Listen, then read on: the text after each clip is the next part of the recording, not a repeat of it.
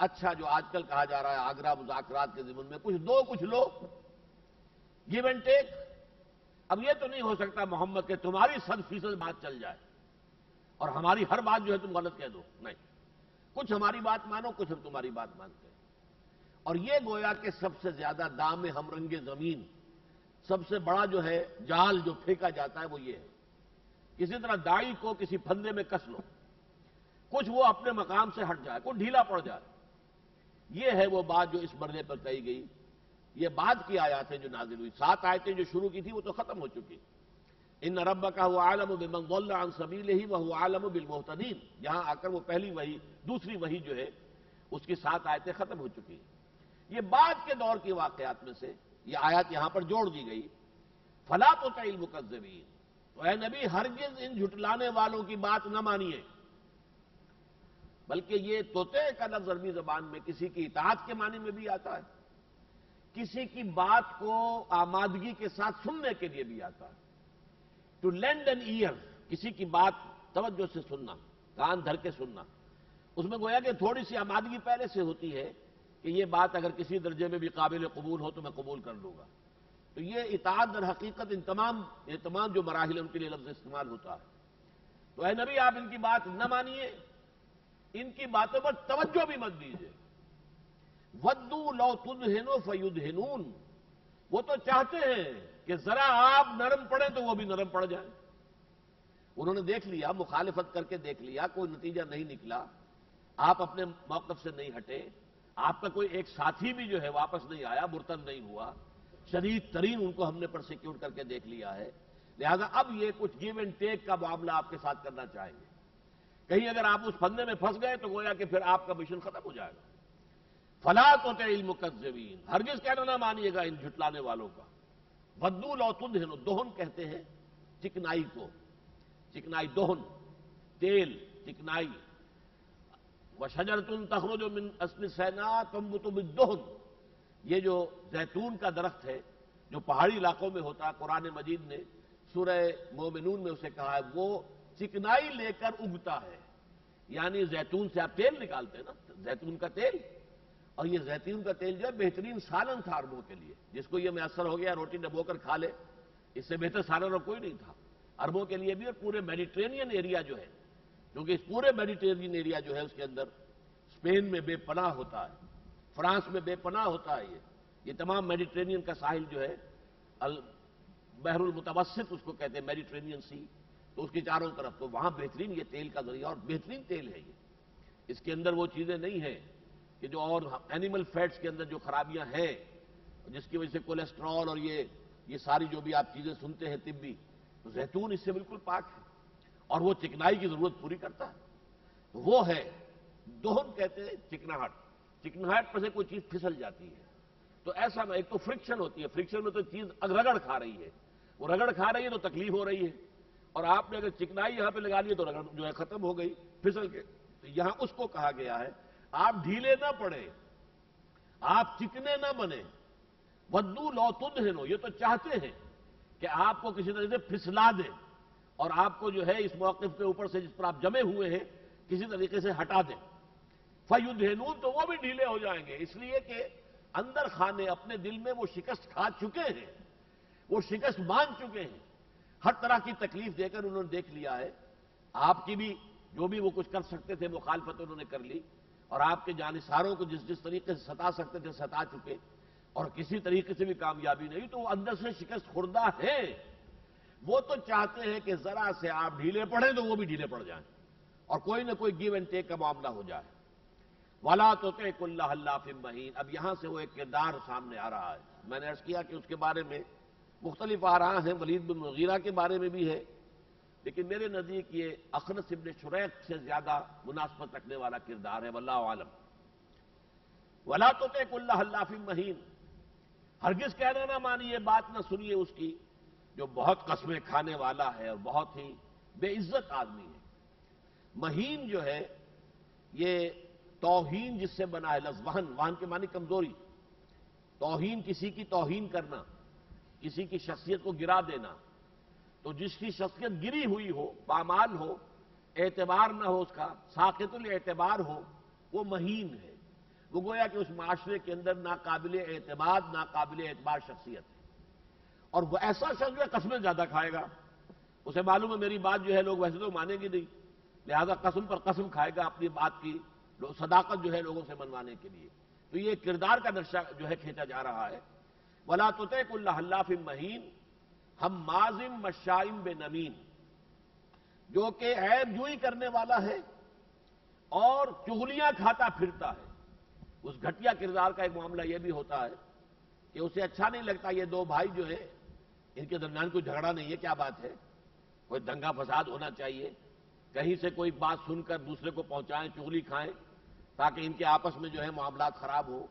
یہ بھی جیسے آپ کو معلوم ہے نا کہ مکھی جو ہے وہ گندگی پر بیٹھے گی، اسی طرح کچھ لوگوں کی طبیعت کے اندر گندگی ہوتی ہے اور وہ تلاش میں رہتے ہیں کہیں سے ہمیں گندگی ملے اور ہم اس سے پھر دکان چمکائیں اپنی، اس سے جا کر بات کی، پھر اس کی بات اس سے جا کر لگا دی. یہ لگائی بجھائی کرنے والے جو ہمارے معاشرے میں جو عام لفظ استعمال ہوتا ہے، مشا چلنا، بہت زیادہ تگ و دو کرنا چغلیاں کھانے میں. مناع للخیر، خیر سے روکنے والا، منع کرنے والا، حضور کی مخالفت پر کمر بستہ لوگوں کو روک رہا ہے. معتد، حد سے بڑھنے والا، سرکش، اسیم، گناہگار. اتلن، بڑا گردن کش ہے، اکڑ کھورا ہے. بعد ذالک زنیم، اور اس کے بعد وہ اپنے معاشرے میں بدنام بھی ہے. یہ ہے ایک کردار کی ایک نقشہ کشی کی گئی ہے. ان کا کردار اصل میں یہ ہے. لیکن ان کان ذا مال و بنین، وہ ہے مالدار بھی اور اولاد والا بھی.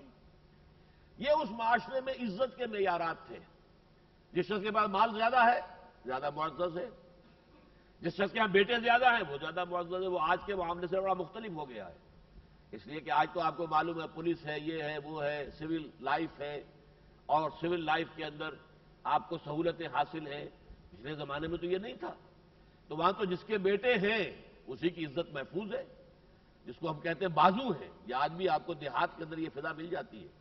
جس کے بازو زیادہ ہیں اسی کا در حقیقت جو ہے وہ دیہات کے اندر اس کی عزت ہوگی، اس کو لوگ سلام کریں گے. اس کے بعد بازو بہت ہے، اس کے بیٹے ہیں. للامیر من اولاد ہی جندن، اس شخص کی تو اولاد ہی میں ایک فوج موجود ہے.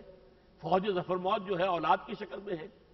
تو چونکہ اسے اللہ نے دولت بھی دی ہوئی ہے اور اولاد سے بھی نوازا ہے، اس کی وجہ سے اصل میں لوگوں نے سمجھا ہے کہ یہ ولید بن مغیرہ کا کردار ہے. ولید بن مغیرہ کے بہت سے بیٹے تھے، جائیداد بہت تھی، مکے میں بھی تھی اور طائف میں بہت تھی اس کی جائیداد. اس حوالے سے وہ اپنے ہاں ایک بڑا چودھری سمجھا جاتا تھا، اگرچہ سیرت و کردار کے اعتبار سے گھٹیا تھا. لیکن پھر بھی میری رائے یہ ہے کہ یہ آیات ولید بن مغیرہ کے لیے نہیں ہے، یہ وصف کسی اور شخص کے اندر بھی ہو سکتے. اذا تتلی علیہ آیاتنا قال اساطیر الاولین، جب اسے ہماری آیات پڑھ کر سنائی جاتی ہے. آج میرے پاس گھڑی نہیں ہے تو یہاں کوئی گھڑی رکھ دیجئے، میری گھڑی خراب ہو گئی ہے. مجھے اندازہ ہو کہ ہم کہاں کھڑے ہیں.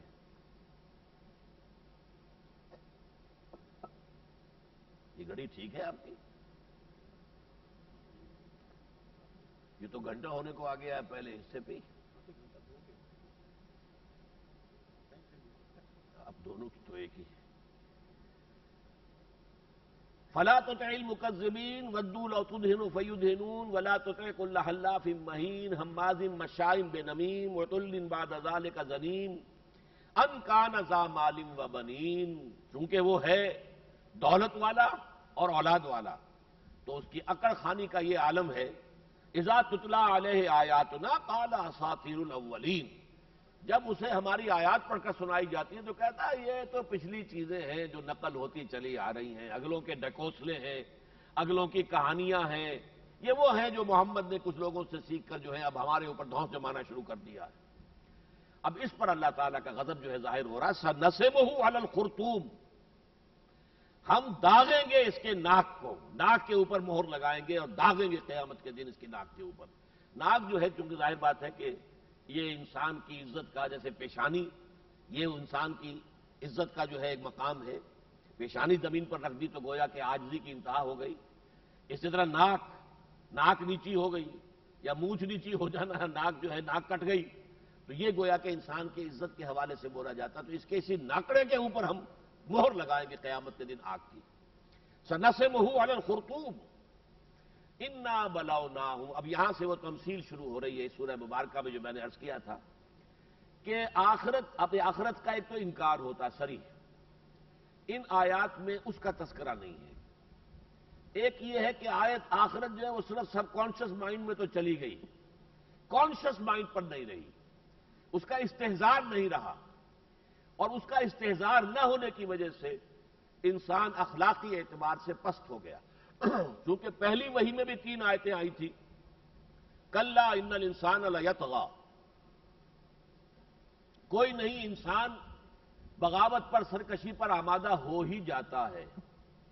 کیوں؟ ان رآہ استغنی، کہ اس دیکھتا ہے اپنے آپ کو کہ میں آزاد ہوں، میں نے جھوٹ بولا، میری زبان پر چھالا بھی نہیں پڑا، کچھ نہیں ہوا. میں نے یتیم کا مال ہڑپ کر لیا، میرے پیٹ میں درد بھی نہیں ہوا، کچھ نہیں ہوا. لہذا کیونکہ مورل لا جو ہے آپریٹو نہیں ہے اس دنیا میں، لہذا انسان سرکشی میں بڑھتا چلا جاتا ہے. اب اس کا حل ایک ہی ہے، ان الی ربک الرجعی. اگر یہ یاد رہے کہ اپنے رب کے حضور میں حاضری ہوگی، واپس جانا ہوگا، جواب دہی ہوگی، حساب کتاب ہوگا، تب آدمی صحیح رہے گا. تو وہ 3 آیات میں جو فلسفہ آخرت بیان ہوا تھا، یہاں اسے ایک تمثیل کے پیرائے میں سمجھایا جا رہا ہے. انا بلوناہم کما بلونا اصحاب الجنہ، ہم نے انہیں آزمایا ہے جیسے کہ ہم نے آزمایا تھا جنت والوں کو، باغ والوں کو. ایک باغ والے تھے، اذ اقسموا لیصرمنھا مصبحین، جبکہ انہوں نے قسم کھائی کہ کل صبح لازمن علی الصبح ہم جا کر باغ کا پھل اتار لیں گے. ایک کھیتی ہوتی ہے جسے کاٹا جاتا ہے. اب اگر گندم کی فصلیں کٹ گئی، کچھ بھی نہیں رہتا. ایک باغ ہوتا ہے، باغ میں سے پھل اتارے جاتے ہیں. آپ کا کنوں کا باغ ہے، آموں کا باغ ہے، جا کر اپنے باغ میں سے پھل اتار دینا، درخت کھڑا رہے گا. اس کو کہتے ہیں لیصرمنھا مصبحین. اور یہ کہ بھائی صبح صبح ذرا چلیں تاکہ دھوپ نہ ہوئی ہو اور جلدی سے اپنے کام سے فارغ ہو جائیں. ولا یستثنون، اور انہوں نے کوئی استثناء نہیں کیا، انشاءاللہ نہیں کہا. بھائی صبح چلیں گے، انشاءاللہ صبح چلیں گے اور جا کر اپنے باغ کا پھل اتار لیں گے. یہ گویا کہ غفلت ہو گئی اللہ سے. انسان اگر یہ کبھی ارادہ کر کے سمجھے کہ میں یہ کام کر گزروں گا، تو یہ گویا کہ در حقیقت اللہ تعالیٰ سے غفلت کی علامت ہے. جیسے سورہ کہف میں فرمایا گیا، وَلَا تَقُولَنَّ لِشَيْءٍ إِنِّي فَاعِلٌ ذَلِكَ غَدًا إِلَّا أَن يَشَاءَ اللَّهُ.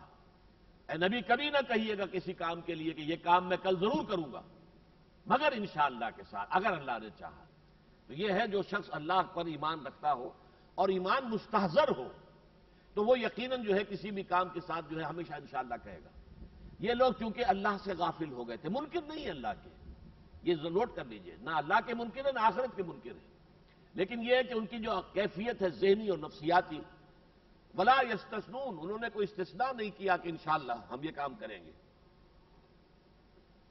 فطاف علیہا طائف من ربک وہم نائمون، تو پھر گیا اس باغ کے اوپر ایک پھرنے والا ان کے رب کی طرف سے، آپ کے رب کی طرف سے. وہ سوئے ہوئے تھے، وہ تو پاؤں پھیلا کر سوئے ہوئے ہیں. ارادہ ہے صبح صبح اٹھ کے جائیں گے اور جا کے پھل اتار لیں گے، آم اتار لیں گے درختوں سے.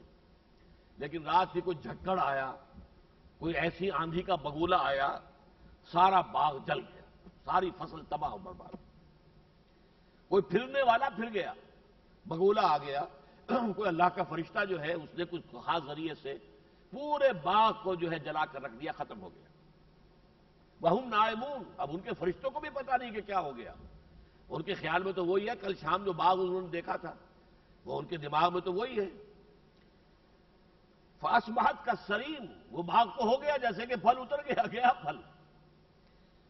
فتنادوا مصبحین، وہاں تو وہ باغ اجڑ چکا، یہاں یہ ایک دوسرے کو صبح صبح آواز، اٹھو بھائی اٹھو اٹھو، چلو بھائی چلو، جیسے ہوتا ہے عام طور پر کوئی شخص ذرا سویا ہوا، اٹھو اٹھو اٹھو، تو طے کیا تھا صبح صبح چلنا ہے. فتنادوا، اب وہ ایک دوسرے کو پکارنے لگے صبح کے وقت، ان اغدوا علی حرثکم ان کنتم صارمین، اپنے اس باغ پر، اپنی کھیتی پر ذرا جلدی چلو، اگر واقعتاً آج پھل اتارنے کا ارادہ ہے جیسا کہ ہم نے فیصلہ کیا تھا. ہمارا ریزولوشن تھا یہ کہ صبح صبح جائیں گے، اگر صبح جائیں گے تو اٹھو جلدی سے چلو. فانطلقوا وهم يتخافتون، اب وہ چلے، وہ جا رہے ہیں اپنے باغ کی طرف. ہو سکتا ہے کوئی 5-7 میل دور ہو، شہر سے فاصلہ ہو، واللہ عالم. وهم يتخافتون، آپس میں چپکے چپکے ایک دوسرے سے باتیں کر رہے ہیں. کیا باتیں کر رہے ہیں؟ اللہ یدخلنہ الیوم علیکم مسکین، دیکھو آج اس باغ میں کسی مسکین کو ہرگز داخل نہ ہونے دینا۔ یہ خامخواہ کے حصے دار بن کے آ جاتے ہیں، یہ بھوکے ننگے، یہ کلاش، محنت ہم نے کی ہے، باغ ہم نے لگایا ہے، اس کی ساری اب تک ہم نے حفاظت کی ہے، یہ پاسبانی کی ہے، اس کو پانی دیا ہے، سب کچھ کیا ہے، وہ آ جاتے ہیں خامخواہ کا حصے دار بننے کے لیے، مانگنے کے لیے۔ دیکھنا آج کسی کو گھسنے مت دینا، کوئی فقیر نہ قریب آنے پڑا۔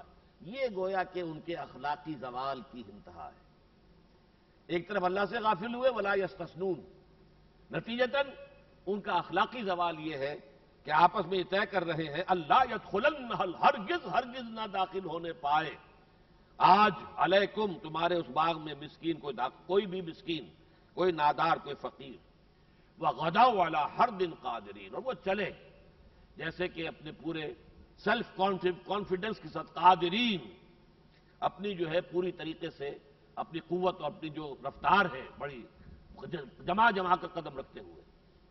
فلما رأوها قالوا انا لضالون، جب انہوں نے دیکھا اپنے باغ کو تو کہا یہ تو ہم تو شاید کوئی راستہ بھٹک کر کہیں آ گئے، یہ تو ہمارا باغ نہیں ہے، وہ تو بڑا ہرا بھرا تھا اور پھلوں سے لدا ہوا تھا، کل ہی تو ہم دیکھ کر گئے تھے، یہ ہمارا باغ نہیں، ہم تو کہیں شاید بھٹک کر کہیں راستہ بھول کر کہیں اور نکل آئے۔ انا لضالون بل نحن محرومون، فوراً یہ بات ان پر ڈاؤن کر گئی، یہ چیز جو ہے منکشف ہو گئی، نہیں آئے تو اپنے ہی باغ میں ہو، لیکن بیڑا غرق ہو گیا، ہم تو محروم ہو گئے، ہم تو برباد ہو گئے، ہائے ہماری بربادی، بل نحن محرومون، ہم تو محروم ہو گئے۔ قال اوسطهم الم اقل لكم لولا تسبحون، ان میں جو درمیانہ تھا، ہو سکتا ہے 5 بھائی ہوں تو ایک جو تیسرا ہے وہ درمیانہ ہو گیا، 7 ہوں تو چوتھا جو ہے وہ درمیانہ ہو جائے گا، اور درمیانہ اس اعتبار سے بھی کہ وہ کچھ سمجھدار بھی تھا، کچھ نیک بھی تھا۔ اوسط کا لفظ جو ہے وہ درمیانے کے لیے بھی آتا ہے اور بہتر کے لیے بھی آتا ہے، درمیانی شے بہتر بھی ہوتی ہے۔ خیر الامور اوساطها، حضور نے فرمایا تمام امور میں بہترین شکل درمیانی ہوتی ہے، میانہ روی ہے، خرچ میں بھی ہو میانہ روی ہونی چاہیے، وغیرہ وغیرہ۔ اور اس امت کو کہا گیا امت وسط، وَكَذَلِكَ جَعَلْنَاكُمْ أُمَّةً وَسَطًا لِتَكُونُوا شُهَدَاءَ عَلَى النَّاسِ وَيَكُونَ الرَّسُولُ عَلَيْكُمْ شَهِيدًا، تو جو ان میں سے بہترین تھا وہ کچھ نہ کچھ وہ تسبیح کرتا ہوگا، اللہ کو یاد کرتا ہوگا، اپنے دوسرے بھائیوں کی حالت کو دیکھ کر کڑتا ہوگا، یہ بالکل غافل ہیں اللہ سے، یہ بالکل غافل ہیں آخرت سے۔ قال اوسطهم الم اقل لكم لولا تسبحون، اس درمیانے نے، اس بہتر جو ان میں سے تھا، اس نے کہا میں تم سے کہتا نہیں رہا کہ کیوں تم اللہ کی تسبیح نہیں کرتے، اللہ کی نہ حمد کرتے ہو، نہ تسبیح کرتے ہو، نہ شکر کرتے ہو، نہ نماز پڑھتے ہو، نہ اللہ کے لیے کوئی خیرات کرتے ہو، لولا تسبحون قالوا سبحان ربنا انا كنا ظالمین۔ اب انہوں نے کہا پاک ہے ہمارا رب، پاکی ہے ہمارے رب کی، اور یقیناً ہم ہی تھے ظلم کرنے والے۔ یہ چیز منکشف ہو گئی، اصل میں ہم بھٹک گئے تھے، ہم اللہ کو بھول گئے تھے، ہم قیامت اور آخرت سے بھی غافل ہو گئے تھے۔ قالوا سبحان ربنا انا كنا ظالمین فاقبل بعضهم على بعض يتلاومون، اب انہوں نے ایک دوسرے پر رخ کیا اور ملامت کرنے لگے، تم نے ہمیں اصل میں اس راستے پر ڈالا۔ سب سے بڑے سے کہا ہوگا کہ بڑے نے ڈالی کار اور اتری پارم پار، یہ تم نے راستہ غلط اختیار کیا تھا کہ ہم نے سمجھے اسی کی پیروی کی ہے۔ تو یہ جیسا کہ قیامت میں ہوگا کہ ایک دوسرے کے اوپر الزام ڈالیں گے، عوام جو لیڈروں کے جھنڈے اٹھا کر نعرے لگاتے تھے وہ اپنے لیڈروں کو کہیں گے تم نے مروا دیا ہمیں، وہ کہیں گے کہ ہمارا تمہارے اوپر کوئی جبر تو نہیں تھا، لوگ شیطان سے کہیں گے کہ تم نے ہمیں ورغلا کے برباد کروایا، وہ کہے گا مجھے کوئی اختیار تو نہیں تھا، میں نے تمہیں ایک دعوت دی اور تمہارے رب نے بھی تمہیں دعوت دی، تم نے میری دعوت پر لبیک کہا، اپنے رب کی دعوت جو ہے ٹھکرا دی، تب تو تم فلا تلومونی ولوموا انفسکم، مجھے ملامت نہ کرو، ملامت اپنے آپ کو کرو۔ تو اسی طریقے سے وہاں بھی ہوا، نقشہ ہوا کہ اس قیامت صغریٰ ہو گئی ان کے لیے کہ ان کی محنت جس کے لیے بڑی امیدیں باندھ کر آئے تھے آج پھل اتاریں گے، وارے نیارے ہو جائیں گے، اب وہ ساری تباہی بربادی دیکھ کر تو فاقبل بعضهم على بعض يتلاومون، اب وہ ایک دوسرے کو ملامت کرنے لگے، قالوا یا ویلنا انا كنا طاغین، بالآخر اس پر اجماع ہو گیا، کنسنسس ہو گیا، ہم سب ہی نہایت سرکش تھے، کسی ایک کو کیا ہم جو ہے ملامت کریں، کسی ایک کو کیا الزام دیں، مورد الزام ٹھہرائیں؟ در حقیقت تو سرکشی طغیانی ہم سب میں آ گئی تھی. انا کنا طاغین عسى ربنا ان یبدلنا خیرا منہا. امید ہے کہ ہمارا رب ہمیں اس باغ سے بہتر باغ عطا کر دے گا. انا الی ربنا راغبون. اب ہم اپنے رب کی طرف رغبت کرتے ہیں، متوجہ ہوتے ہیں، اسی کی تسبیح کریں گے، اسی کی حمد کریں گے، اسی کے احکام پر چلیں گے، اسی کے شکر بجا لائیں گے. ہم اپنے رب کی طرف رغبت کا راستہ اختیار کریں گے اور ہمیں امید ہے کہ ہمارا پروردگار اس باغ سے بھی بہتر باغ ہمیں عطا کر دے گا. اب آئی ہے کانٹے کی بات. کذالک العذاب، اس طرح آتا ہے عذاب. ولعذاب الآخرۃ اکبر، اور آخرت کا عذاب اس سے بہت بڑا ہوگا. یعنی دنیا میں تو ایک فصل ماری گئی، اگلی فصل کی توقع تو ہے نا. قیامت کے دن پھر کوئی اگلی فصل نہیں ہے. وہاں یہ امید نہیں ہوگی کہ اب دوبارہ کوئی موقع ملنے والا ہے. تو دنیا میں جس طریقے سے تم نے نقشہ دیکھا ہے، عذاب آ گیا نا ان پر، کی کرائی ان کی محنتیں ختم ہو گئی. تم نے حاجیوں کو پانی پلائے تھے اور غریبوں کو کھانے کھلا، سب گیا، ختم ہوا. اس لیے کہ تم نے توحید کو رد کر دیا. اللہ کی بجائے اپنی شہرت کو تم نے اپنا مطلوب و مقصود بنایا. لہذا کوئی تمہاری نیکی یہاں نہیں ہے. تمہارا باغ جل گیا، تمہارا پھل تو گیا. تو آخرت میں جب ہوگا، دنیا میں تو یہ چھوٹی سی مثال ہے، ایک فصل ختم ہو گئی، اگلی فصل کی آس لگائی جا سکتی ہے، لیکن وہاں پھر کوئی اگلی فصل نہیں ہے. کذالک العذاب ولعذاب الآخرۃ اکبر لو کانوا یعلمون. اس طرح ہوگا معاملہ عذاب کا، لیکن عذاب آخرت کا بہت بڑا ہوگا. کاش کہ ان لوگوں کو معلوم ہوتا. اور میں بدل کر کہہ رہا ہوں، کاش کہ ہمیں معلوم ہو جائے. ہم بھی آخرت کا اقرار کرتے ہیں، اس کا یقین دل میں نہیں ہے. اسے ہم نے اپنے ذہن میں کہیں پیچھے ڈالا ہوا، ہوگا ہوگا ہوگا ہوگا، کچھ چیز ہوگی، بس خلاص. وہ ہمارے ذہنوں پر چھائی ہوئی نہیں ہے. وہ ہمارے اعمال اور افعال جو ہے اس پر فیصلہ کن جو ہے مؤثر نہیں ہے فیصلہ کن طور پر. آخرت کا استحضار ہر وقت جو ہے مستحضر رہے. اصل زندگی وہ ہے. وَإِنَّ دَارَ الْآخِرَةَ لَهِيَ الْحَيَوَانُ لَوْ كَانُوا يَعْلَمُونَ. اصل زندگی تو ہے یہ آخرت کی زندگی. کاش کہ انہیں معلوم ہوتا. لَوْ كَانُوا يَعْلَمُونَ جیسے یہاں آیا ویسے وہاں بھی آیا سورہ عنکبوت میں. وَإِنَّ دَارَ الْآخِرَةَ لَهِيَ الْحَيَوَانُ لَوْ كَانُوا يَعْلَمُونَ. اصل زندگی آخرت کی زندگی ہے. یہ تو کتاب زندگی کا دیباچہ ہے. اصل کتاب تو کھلے گی موت کے بعد. اصل زندگی ہے وہ. یہ تو جیسے کتاب سے پہلے دیباچہ ہوتا ہے، فور ورڈ ہے، بس وہ ہے، اس سے زیادہ کچھ نہیں. پھر بھی کوئی نہ کوئی نسبت ہوتی ہے. 1000 صفحے کی کتاب ہے، 20 صفحے کا دیباچہ ہے، کوئی نہ کوئی نسبت تو ہے نا. 1000 اور 20 کے درمیان بھی کوئی نسبت تو ہے. لیکن دنیا اور آخرت میں تو کوئی نسبت ہے ہی نہیں. ایک فانی، ایک غیر فانی، ایک فائنائٹ، ایک انفائنائٹ. کیا نسبت ہوگی؟ فائنائٹ کو انفائنائٹ سے کوئی نسبت ہے ہی نہیں. لو کانوا یعلمون، کاش کہ انہیں معلوم ہوتا. لو کنا نعلم، کاش کہ ہمیں معلوم ہو جائے کہ یہ زندگی عارضی ہے. آج نہیں کل، کل نہیں پرسوں ختم ہو جانی ہے. کسی کے پاس گارنٹی نہیں ہے کہ 100 برس کی عمر ہوگی، 70 کی ہوگی، 80 کی ہوگی. میں تو 58 59 سال کا جب ہوا تھا تیاری شروع کر دی تھی. میرے وہ کتاب کے موجود ہیں. میری جو کتاب ہے دعوت رجوع القرآن کا منظر اور پس منظر، اس کے شروع میں جو میں نے دیباچہ لکھا ہے، میں نے اس دیباچے کے اندر یہ بات لکھ دی تھی کہ میں سمجھتا ہوں میں اپنے حصے کا کام کر چکا. اب میری مسنون عمر ختم ہونے کے قریب آیا چاہتی. 61 برس کی عمر ہے مسنون عمر. یہ تو دوسری بات ہے، اللہ تعالیٰ نے اب 70واں برس شروع کر دیا ہے. یہ بونس ہے، یہ نفل ہے. مسنون زندگی حضور کی عمر 61 برس تھی. حضرت ابوبکر کی بھی 61 ہوئی، حضرت عمر کی بھی 61 ہوئی، حضرت علی کی بھی 61 ہوئی، حضرت عثمان کی البتہ 82 برس عمر ہوئی ہے.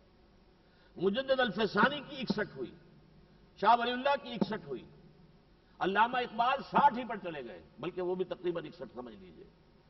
وہ 76 سے اور 38 تک، لیکن 76 کا نومبر، 38 کا اپریل. یہ ہے مسنون عمر. یہ ہے واقعی اللہ تعالیٰ جس کو زیادہ دے، یہ تو اس کی طرف سے ہے. لیکن اس عمر کو وہ لگائے اللہ کے کام میں. ہمتن اس کو نفل سمجھ کر کہ اب یہ جو میں نے کھانا کمانا تھا کھا کما لیا، اب یہ وقت تو کم سے کم لگا دوں اللہ کے دین کے لیے۔ عمر گزر گئی، 60 برس کے بعد تو دنیا میں ریٹائر کر دیتی ہے، لیکن کوئی آدمی از خود دنیا سے ریٹائر ہونے کو تیار نہیں ہے۔ دنیا ریٹائر کر دے گی آپ کو، آپ دنیا سے ریٹائر ہونے کو تیار نہیں ہوتے۔ جیسا کہ سورہ الحاقم التکاثر میں فرمایا، الحاقم التکاثر حتی زرتم المقابر، اور بہتات کی طلب، مزید دولت، مزید جائیداد، مزید کاروبار، یہ اور کی طلب جو ہے بہتات کی طلب تمہیں غافل کیے رکھتی ہے، یہاں تک کہ تم قبروں میں جا پہنچتے ہو، پاؤں لٹکائے بیٹھے بڑے میاں قبر کے اندر، لیکن یہ لالچ اور ہرس ختم نہیں ہوا بڑے میاں کا۔ اللہ بچائے اس سے۔ لو کانوا یعلمون، لو کننا نعلم، کاش کہ ہمیں معلوم ہو جائے اور یہ بات ہمارے دل میں ثبت ہو جائے، جیسے پتھر میں لکیر اس طرح ہو جائے کہ اصل زندگی یہ نہیں ہے وہ ہے، اب اس کے لیے تیاری کرو۔ اب اس کے بعد دوسرا رکوع شروع ہو رہا ہے، ان للمتقین عند ربہم جنات النعیم۔ ایک تو معاملہ بیان کر دیا باغ والوں کا، اور آخرت میں جو عذاب اس سے بھی بڑا آنے والا ہے اس کی خبر دے دی، لیکن جو متقی ہوں گے، ہم سے ڈرنے والے، ہماری رضا جوئی کے لیے اپنے تن من دھن لگا دینے والے، ان للمتقین عند ربہم جنات النعیم، ان کے لیے ان کے رب کے پاس نعمتوں والی باغات ہوں گے، جنتیں ہوں گی، نعمتوں سے بھری ہوئی۔ وہ نعمتیں وہ بھی ہیں کہ جیسے کہ کہا گیا ہے سورہ بقرہ کے شروع میں تیسرے رکوع میں کہ ہمیں تو ایسی چیزیں دنیا میں بھی دی جاتی تھی، جیسے کہ انار ہے، دنیا میں بھی ہم نے انار کھایا، یہاں بھی انار ہے، لیکن اس انار کا جو مزہ ہوگا اس کا کوئی تقابل ہی نہیں دنیا کے انار سے بہتر انار سے۔ یہاں آپ نے آم کھائے، وہاں بھی آم ملے گا، لیکن یہ کہ وہ اس آم کی جو ہوگی، کہ جو ذائقہ ہوگا، جو خوشبو ہوگی، اس کا ہم تصور بھی نہیں کر سکتے۔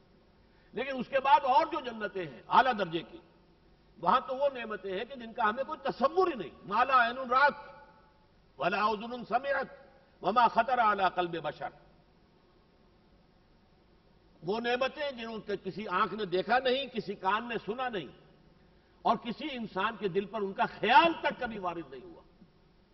فلا تعلم نفس ما اخفی لهم من قرۃ اعین، یہ سورہ سجدہ کی آیت بھی موجود ہے، وہ تو حدیث میں نے سنائی آپ کو، ما لا عین رات ولا اذن سمعت وما خطر علی قلب بشر، یہ تو حدیث ہے، لیکن قرآن مجید میں سورہ سجدہ میں آیت موجود ہے کہ فلا تعلم نفس ما اخفی لهم من قرۃ اعین، کوئی جان جانتی ہی نہیں جو کچھ کہ ہم نے ان کی آنکھوں کی ٹھنڈک کے لیے سامان فراہم کیا ہوا جنت میں، ہمیں کچھ معلوم نہیں، اندازہ ہی نہیں، اصل نعمتیں تو وہ ہیں۔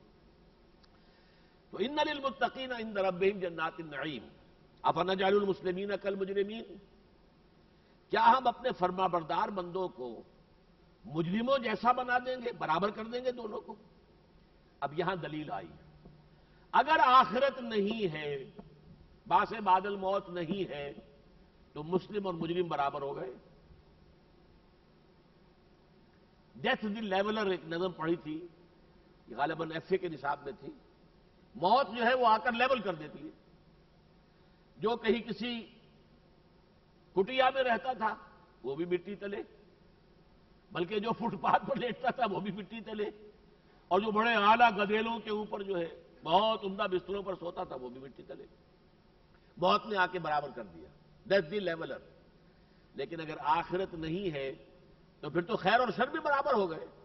ایک بدمعاش انسان لوگوں پر ظلم کرتا رہا، لوگوں کے حقوق ہڑپ کیے ہیں، ستایا ہے، ان کا استحصال کیا ہے، ایک وہ مظلوم اور مقہور انسان ہے جو دبا رہا ہے، پسا رہا ہے۔ اگر آخرت نہیں تو دونوں برابر ہو گئے، بلکہ وہ کامیاب ہو گیا جس نے عیش کیے ہیں، بدماشیاں کی ہیں، للے تللے کیے ہیں، ہر طرح سے گلچھرے اڑائے ہیں، حلال اور حرام کی تمیز ہٹا کر، وہ تو کامیاب ہوا۔ مارا گیا بیچارہ وہ جو حلال اور حرام کا فرق کر کے اور روکھی سوکھی پر گزارا کرتا رہا، یا فاقے بھی کیے اس نے، وہ تو مارا گیا۔ پھر تو اللہ ظالم ہوا؟ نہیں۔ افنجعل المسلمین کالمجرمین ما لکم کیف تحکمون، تمہیں کیا ہو گیا ہے، کیسی رائے قائم کرتے ہو، کیسی بات کہتے ہو؟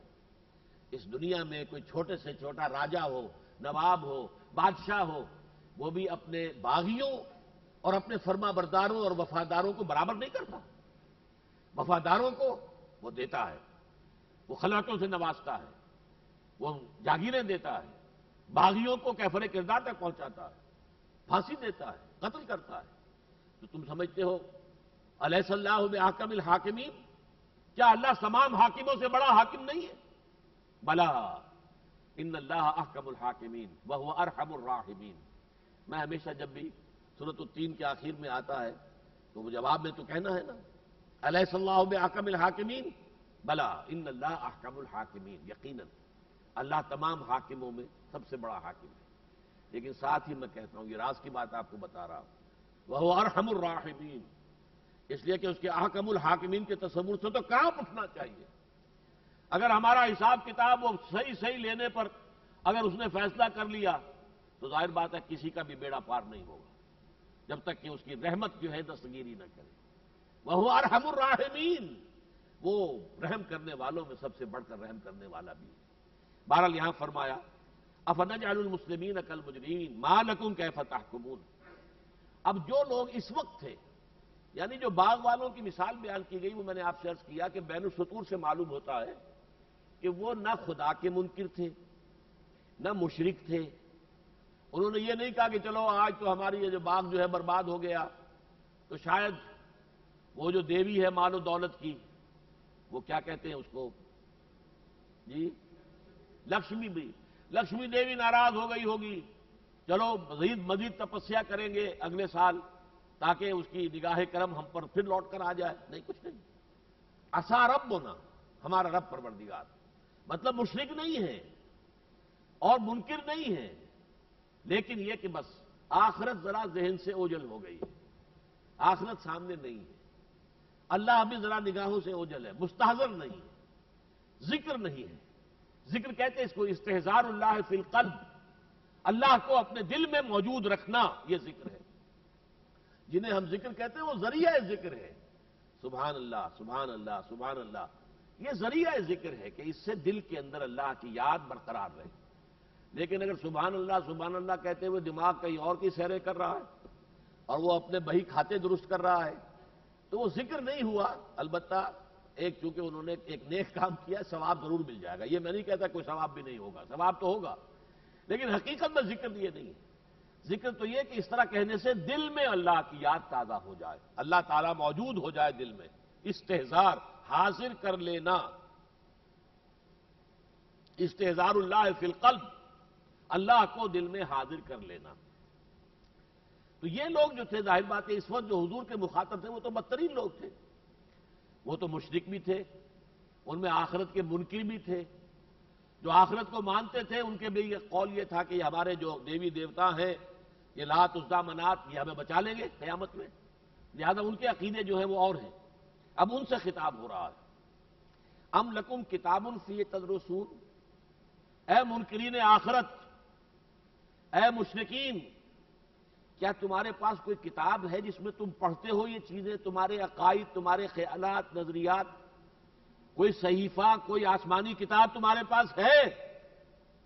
ام لکم کتاب فیہ تدرسون ان لکم فیہ لما تخیرون. کیا کوئی ایسا صحیفہ، کوئی ایسا ڈاکومنٹ ڈیوائن تمہارے پاس ہے جس میں یہ ضمانت دے دی گئی ہو کہ تم جو چاہو گے وہ تمہیں قیامت میں مل جائے گا؟ یہ ہم نے سورہ کہف میں بھی پڑھا اور بھی کئی مقامات پر کہ یہ جو دولت والے ہوتے تھے مشرکین اور منکرین، وہ کہتے تھے اللہ نے ہمیں یہاں دولت دی ہے، عزت دی ہے، مال اور اولاد سے نوازا ہے، تو یقیناً ہم اللہ کے منظور نظر ہیں. اگر ہم اللہ کے منظور نظر ہیں تو قیامت میں بھی ہمیں سب کچھ ملے گا، اس سے بھی بہتر ملے گا. اور تم جوتیاں پٹخارو گے یہاں بھی اور وہاں بھی، یہاں بھی مفلس اور قلاش ہو اور وہاں پر بھی تم جوتیاں پٹخارو گے. یہ ان کا قول جو ہے منکرین آخرت کا یا مشرکین کا قرآن مجید میں کئی جگہ آیا. تو فرمایا کیا تمہارے پاس کوئی کتاب ہے، کوئی صحیفہ ہے جس میں تمہیں یہ ضمانت دے دی گئی ہو